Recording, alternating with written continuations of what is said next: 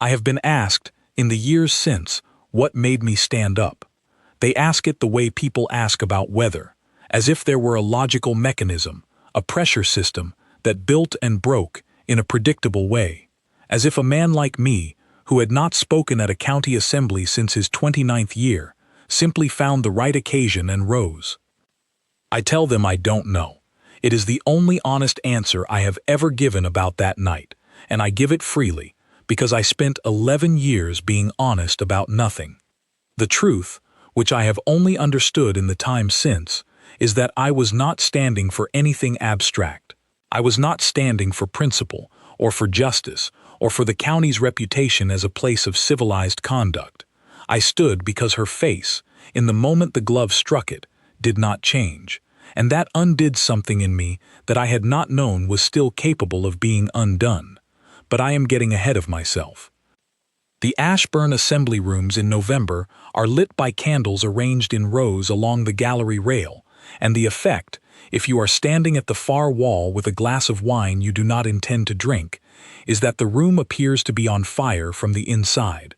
The faces of the county's most eligible families glow amber and then fall into shadow as the candles gutter. The music is adequate, the dancing is passable, the conversation is the same conversation it has been for 30 years, and I know this because my father attended these assemblies and reported, in letters I was not meant to find, that the same three families held the same three grievances, generation to generation, without resolution or relief.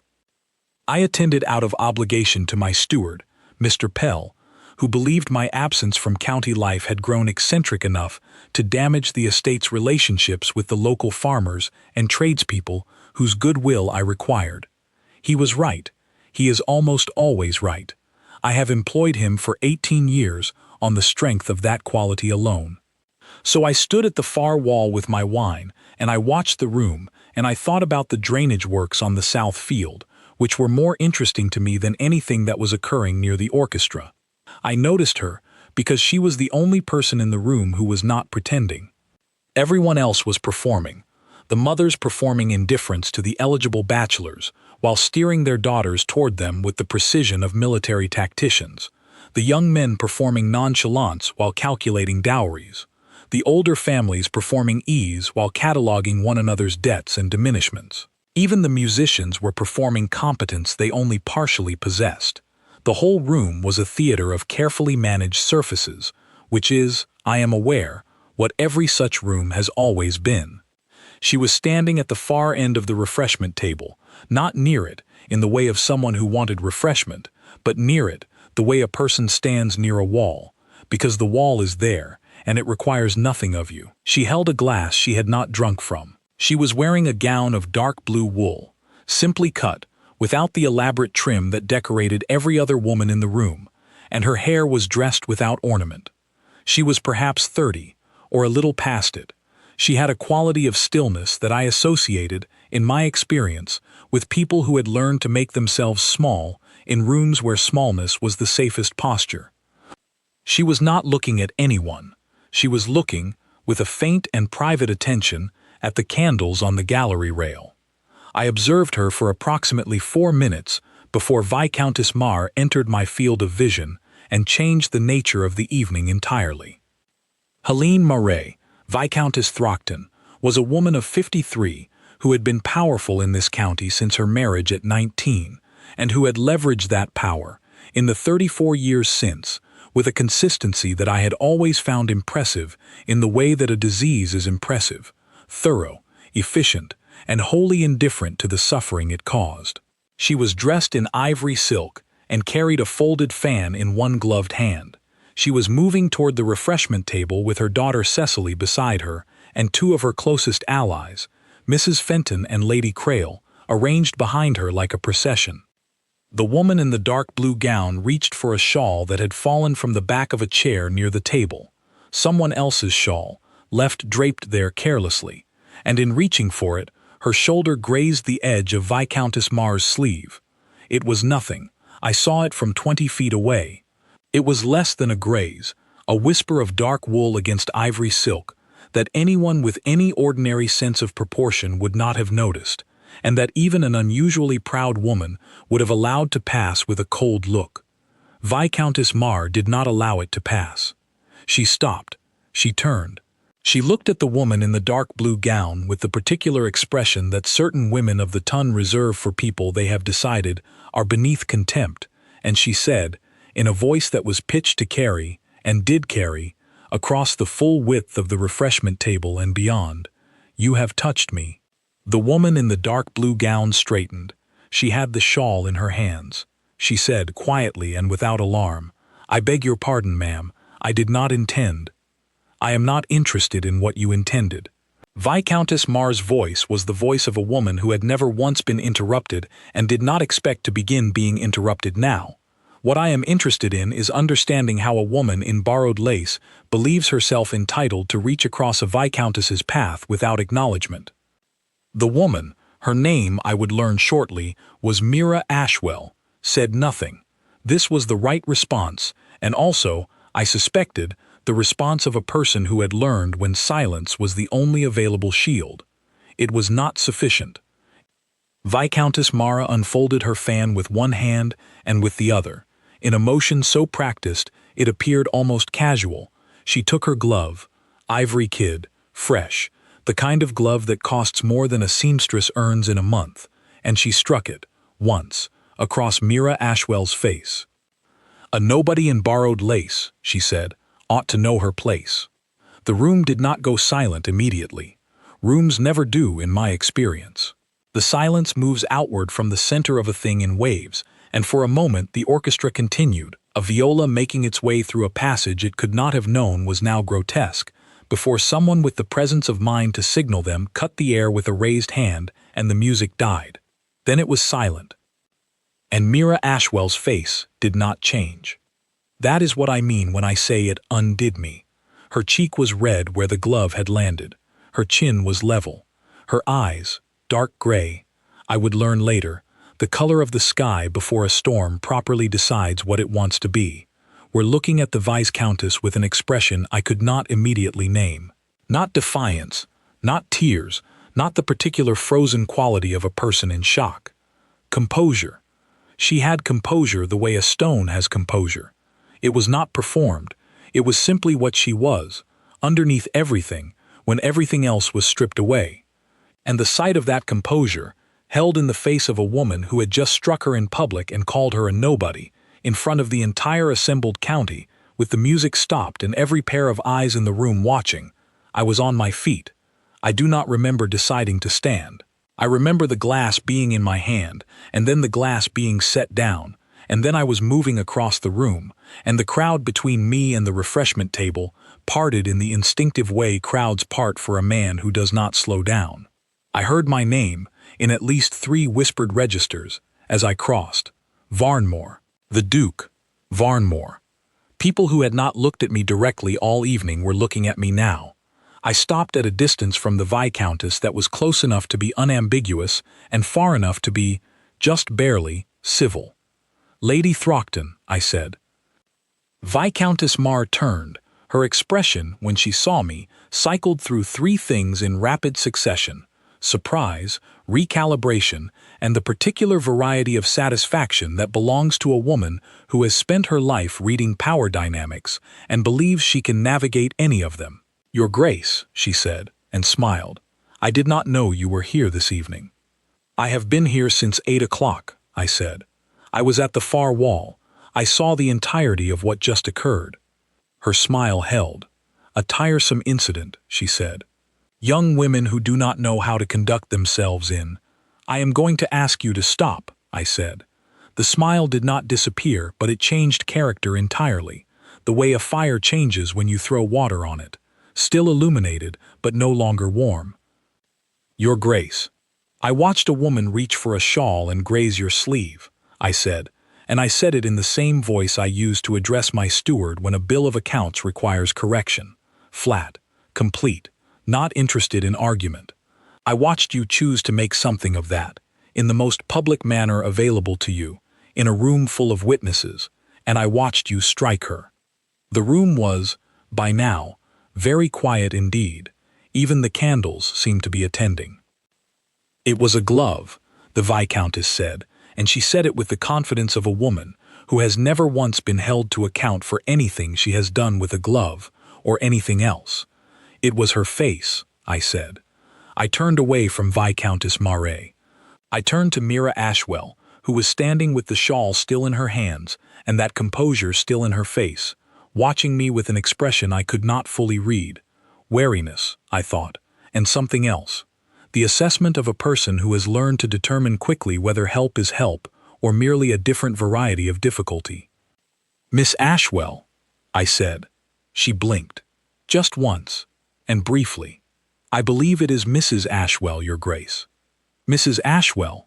I held out my hand, not in the ballroom manner, not an invitation to dance, or the formal extension offered at an introduction.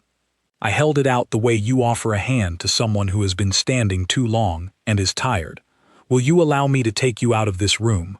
She looked at my hand for a moment that lasted longer than it should have and shorter than I expected. Then she put the shawl over her arm and took it. She did not speak as I walked her through the crowd and out through the assembly room's main doors into the vestibule, which was cold and empty and smelled of candle wax and old wool coats. The footman near the door stared at us with the fixed expression of a man trying very hard to look as if he were staring at nothing. I stopped near the coat stand. She released my hand. "You did not need to do that," she said. "No," I agreed. "I was managing." "You were." I meant it without qualification. She had been managing with a completeness that most people, if struck across the face in a public room, do not manage at all. "I did not do it because you needed managing." She looked at me directly then, for the first time, and I understood that she had been deliberately not looking at me directly until now, not from shyness but from the economy of a person who does not spend attention she has not decided to spend. The directness, when it arrived, was considerable. "Then why?" she said. I thought about the honest answer. I thought about my mother's face, in a drawing room at my uncle's house in the winter of my 12th year, when a woman of the same register as the Viscountess Mars said something to her that I heard through a door, and my father chose not to hear at all. I thought about how my mother's face had looked in that moment. I thought about the 11 years I had spent at these assemblies not rising, not speaking, not intervening, being, as my county neighbors considered me, admirably contained. "Because I was tired," I said, "of sitting still." She considered this. Outside, through the vestibule's narrow window, the November dark pressed against the glass. "Mrs. Ashwell," I said, "how did you come to the assembly tonight?" "Mrs. Fenwick, who is my neighbor, brought me in her carriage," she said. "She will be looking for me. Would you permit me to see you home? I can speak to Mrs. Fenwick, if she is a friend." She was quiet for a moment. "She is kind," she said finally. "But she is not, I think, at much social risk from my current situation. I am not a person whose proximity damages or protects." "That may change," I said, and said it plainly. She looked at me again with that particular directness. "You mean because of tonight?" "Yes." She was silent, and I watched her think. Not the performed thinking of a person buying time, but actual thinking, legible in the small precision with which she held herself while she did it. "Very well," she said. "I will accept the carriage, if you will tell me first why a duke I have never met would offer me one." "Because it is cold," I said, "and because it is mine to offer, and because you should not have to wait in a vestibule after what has just occurred." It was not the full answer. It was as much of the full answer as I knew how to give in a vestibule at 11 in the evening, with the footman pretending not to exist 8 feet away. She accepted it. She put on her coat, which was plain wool and considerably less expensive than the Viscountess's gloves, and I offered her my arm and we went out. Mrs. Fenwick, when located and addressed, was a small round woman with the face of someone who had spent 20 years in the country being sensible about things and was applying the same faculty now. She listened to my brief account of what had occurred. She looked at Mira Ashwell. She said, "My dear, are you all right?" And then, without waiting for an answer, she said to me, "I am very glad someone spoke," in a tone that suggested she had opinions about why no one else had. Then she said she would manage her own carriage home, and we were to proceed without her. The drive to Mira Ashwell's cottage, which was 3 miles from the assembly rooms, on the edge of the Varnmore village, and which I discovered I had passed several hundred times without registering as anything other than a farm worker's dwelling, was conducted largely in silence.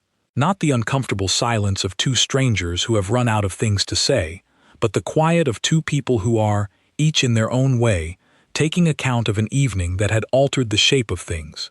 "You live near the estate," I said, at some point on the dark road. "Yes," she said. "My husband took the cottage 7 years ago. He worked the lace frames in the village mill." A pause. "He died 4 years past." "I'm sorry." "He was a good man," she said. It was a complete sentence, offered without embellishment, and it told me more about the marriage and the grief than any elaboration would have. At the cottage she thanked me, briefly and without ceremony, and went inside, and I sat in the carriage for a longer moment than was strictly necessary before I told my coachman to take me home. I sent a note the next morning. Not a letter, a note, 3 lines, asking if she would accept a call that afternoon, as there was a matter I wished to address relating to the previous evening. It was formal, and carefully limited in what it implied. She replied in a hand that was clean and close, and had the quality of someone who had been schooled in something better than her circumstances and had not forgotten it. She would receive me at 3 o'clock. I will not pretend I understood, at that point, what I was doing. I told myself I was addressing a consequence, that a woman had been publicly humiliated in a gathering connected to my estate and my county, and it was appropriate for me to follow up. I had a steward who could have done that. I had a solicitor. I had any number of people whose employment involved managing the consequences of things that occurred in connection with Varnmore. I went myself. The cottage was small and well kept in the manner of someone who cannot afford to let things go, but will not allow herself to stop caring for what she has. The garden was put to bed for winter. The doorstep was clean.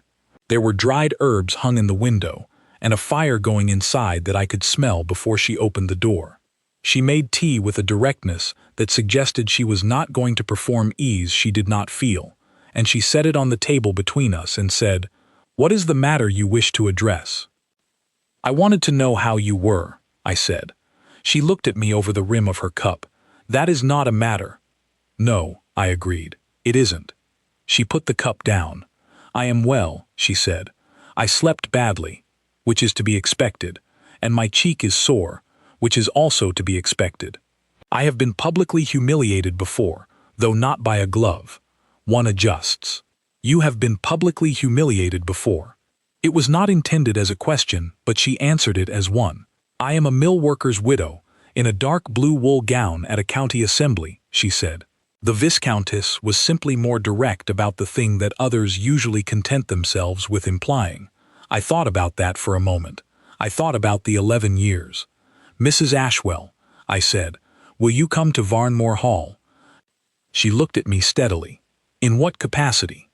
"I am not sure yet," I said. It was the most honest thing I had said to another person in 11 years, and it surprised me slightly to hear it leave my mouth. I have a library that needs cataloging. My late mother's botanical drawings need someone with the patience to organize them for preservation. I have 100 small things that have been waiting for someone suited to attend to them, and I am not asking you to attend to them. I am asking whether you would come and see the place and tell me what you think of it." "You are asking whether I will come to a duke's estate," she said, "for no particular stated reason. I am asking whether you will come to the house of someone who is, as of last night, known to you, so that I can know you better," I said. "I am aware that is an odd request. I am also aware that my social position makes refusing it awkward, and I want you to understand that I am not relying on that awkwardness. If you would prefer not to come, I will not return to this cottage. I will not pursue it. I will simply be a man who acted correctly on a November evening and left it there." She was quiet for some time. "Tuesday," she said finally. "I beg your pardon?" "I will come on Tuesday," she said. "At 11 o'clock, if that suits." "It suits," I said. She came on Tuesday at 11 o'clock, and she arrived in Mrs. Fenwick's carriage, which struck me as sensible, and she came into Varnmore Hall and walked through the entrance hall with the steady, clear-eyed attention of a woman assessing a thing accurately, not performing wonder. My housekeeper, Mrs. Poole, a woman not given to warmth toward newcomers, watched Mira Ashwell for approximately 4 minutes and then went to find her the better tea service without being asked. I showed her the library. It was in the state in which a library left to a man who reads voraciously but files nothing will inevitably arrive. Books on tables, papers between books, notes in the margins of the notes, several half-solved problems arranged on ledges at the height at which I happened to be thinking about them. She walked through it without comment until she reached the south wall, where my mother's botanical drawings were stacked in a flat press that had not been opened in 9 years. She opened it carefully and looked at the top drawing for a long time. "These are very good," she said. "Yes," I said. She was very good. She looked up at me with the gray eyes. She died 12 years ago. A pause. "I'm sorry," she said, in the same tone I had used the night in the carriage. Not an offering of comfort, but an acknowledgement of a real loss. "She would have liked you," I said, and the surprise on her face was brief but visible. "She had a quality you have." She did not pretend. Mira Ashwell looked at me for a moment with an expression that was complicated, and then she looked back at the botanical drawing, which was a study of a wild rose, precise in every particular, and she said, "Tell me about her." I have not, in the 12 years since my mother's death, told anyone about her. I have mentioned her. I have answered questions about her. I have never talked about her, in the way of talking about someone you loved, and miss, and are still in conversation with in your own mind. I talked about her. I told her about the garden my mother had kept at the south end of the estate, and how she had known the name of every plant in it in Latin and English, and had been teaching me the Latin when she fell ill. I told her about the way my mother read, which was not the way most people read, not to finish but to find, following a thread from one book into another and back again, leaving her marks in the margins in a hand so small it required good light to interpret. I told her about the morning she died, and how I had gone into her room and found the botanical drawings laid out on the bed beside her, as if she had been looking at them through the night, and how I had put them in the flat press and not opened it again. Mira Ashwell listened the way she did everything, with complete attention, and no performance of it, no nodding at appropriate intervals, no murmured sympathies designed to redirect the conversation toward what she wanted to say. She simply listened, and when I finished she was quiet for a moment, and then she said, "She sounds like someone who knew what she loved and did not apologize for it." "Yes," I said, "exactly that." We remained in the library for 3 hours. The tea arrived and we drank it, and the fire was kept up by a footman who appeared and disappeared with the discretion of a man employed in a house where discretion is understood to be the primary professional virtue. Mira Ashwell listened to me talk about my mother, and then she talked about her husband, the mill, the lace frames, the particular quality of his laugh, the way he had taught their daughter, who was now 7 and staying with Mrs. Fenwick, to identify every bird in the county by call alone. "You have a daughter," I said. "Her name is Nell," she said. "She is a more straightforward person than I am, which I hope she will carry as an advantage." I thought about Nell Ashwell, age 7, in a cottage near my estate, identifying birds by call. I thought about the botanical drawings on the table between us. "Would she like the garden?" I said. Mira Ashwell looked at me with something I could not immediately name. "She would be beside herself about the garden," she said quietly. She came back on Thursday, and then the following Tuesday, and by the 3rd visit she had begun, without asking permission and without explanation, to work on the botanical drawings. She had found a small flat-bladed tool somewhere in the house, and she used it to separate the drawings that had fused slightly at their edges, and to lay them individually on pieces of clean cloth she had brought in her coat pocket, which told me she had decided before she arrived what she was going to do. I watched her work for some time before I picked up a book from the nearest pile and pretended to read it, because I understood that she worked better when not observed, and I was not yet ready to stop watching her. She came 3 times in the week after that, and the week after that she came every other day, and at some point between the November assembly and the middle of December, the question of whether she was coming became less a question I asked and more a fact I arranged my day around. I was aware, somewhere in the back of my understanding, of what this meant. I had been, until November, a man who arranged his days around his estate. I had been a man who held his county at arm's length and his tenants at a respectful distance, and his own interior life at the most careful distance of all, because the alternative, as I had understood it since the age of 12, was exposure, and exposure led to the particular variety of suffering I had watched be done to my mother, and I was a man who had decided very early that there were things one simply did not permit. It is a sturdy construction, that kind of decision. I had lived inside it for 28 years and found it serviceable. I had not anticipated that a woman in a dark blue wool gown reaching for a fallen shawl would be the thing that made a crack in it. But she was. The crack was not the violence of the assembly rooms, or my standing up, or even the drive home in the cold. The crack was the library, and the tea, and the way she said, "These are very good," about my mother's drawings, and the way she talked about her husband, with a completeness and an honesty that did not ask me to manage her feelings, that simply laid them on the table between us, the way you lay down the card you are actually holding because the game you are playing does not have room for anything else. I had not been in a room with honesty of that variety in a very long time. In December she brought Nell. Nell was, as described, a more straightforward person than her mother. She was also taller than I expected for 7 years old, with her mother's gray eyes and a complete absence of shyness that I found immediately compelling. She walked into Varnmore Hall and said, "It's very big," which it is, and then she said, "Mother says you have a garden," and I took her to the garden, which in December is dormant and frost-covered and beautiful in the way that sleeping things are beautiful. She named the birds. She was correct each time. I walked behind her and her mother on the frost-covered path, and I understood, with a clarity I had not felt in 11 years of careful insulation, that I was watching the two people I intended to spend the rest of my life with, and the only remaining question was whether I had the honesty to say so. The second Ashburn Assembly was in January. I had not attended the January Assembly in 7 years.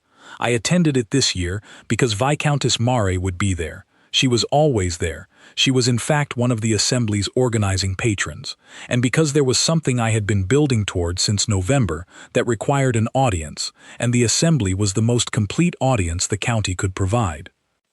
I told Mira Ashwell I would be attending.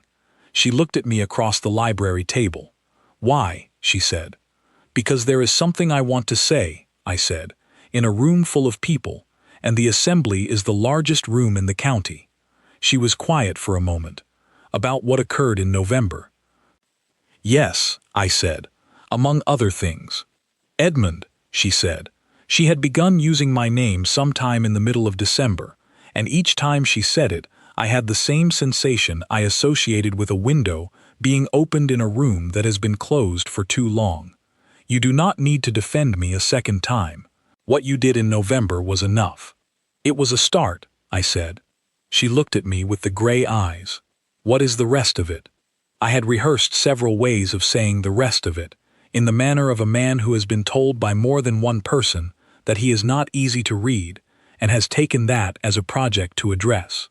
I had rehearsed formal versions and informal versions and versions that began with apologies for the unconventional approach, and I had discarded all of them.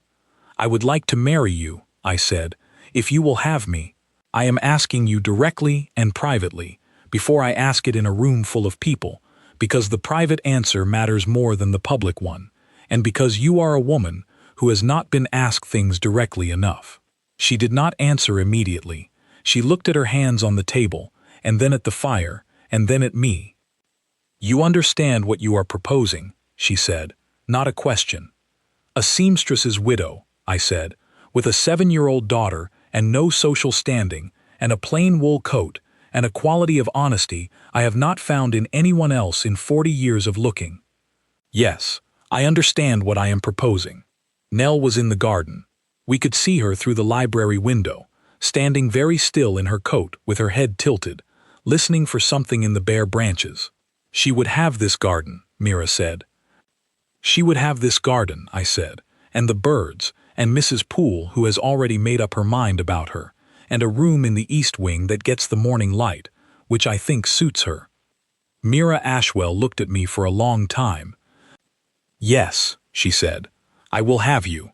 The January assembly was, by the time I arrived, in full attendance. The same families, the same candles, the same music of adequate quality. The same Viscountess, in this month a deep claret silk, arranged near the center of the room with Mrs. Fenton and Lady Crail in their habitual formation. I arrived with Mira Ashwell on my arm. I had not announced it. I had simply arrived with her, and the room had done the rest. The arrival of the Duke of Varnmore at a county assembly was already notable enough.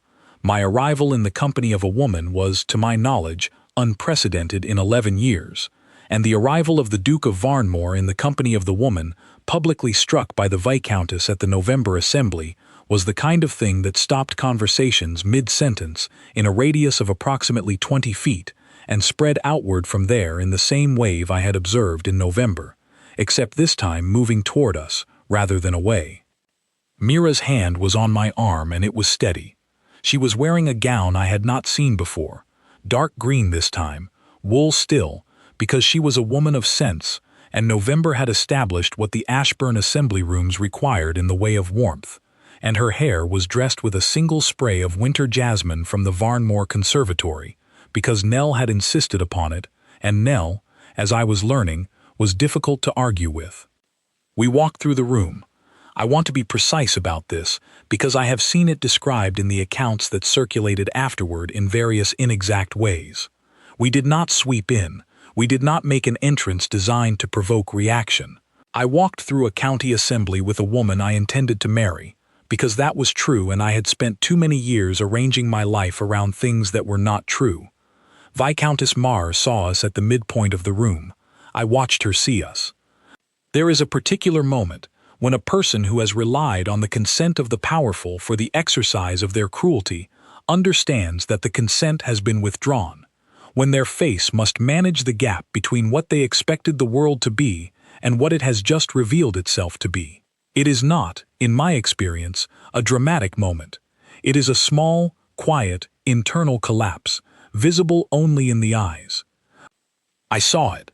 I guided Mira to a position near the center of the room, and I turned to face the assembly, and I said, in a voice designed to carry, because I had been quiet for 11 years, and I knew very well, when I chose to speak, how to be heard.